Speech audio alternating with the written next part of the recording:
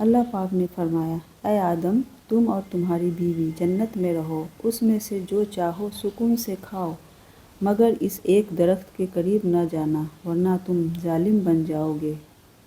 لیکن شیطان نے انہیں چکمہ دیا اور آخر کار دونوں نے اس درخت کا پھل چکھ لیا۔ شیطان اپنی چال میں کامیاب ہو گیا۔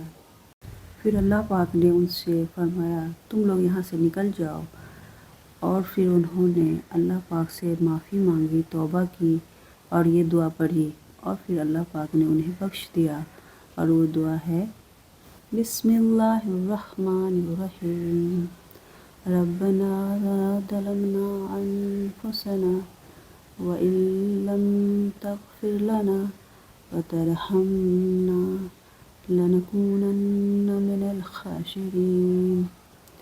اور اس دعا کا ترجمہ ہے، اے ہمارے رب، ہم نے اپنا بڑا نقصان کیا، اور اگر تو ہماری مغفرت نہ کرے گا اور ہم پر رحم نہ کرے گا تو واقعی ہم نقصان پانے والوں میں سے ہو جائیں گے۔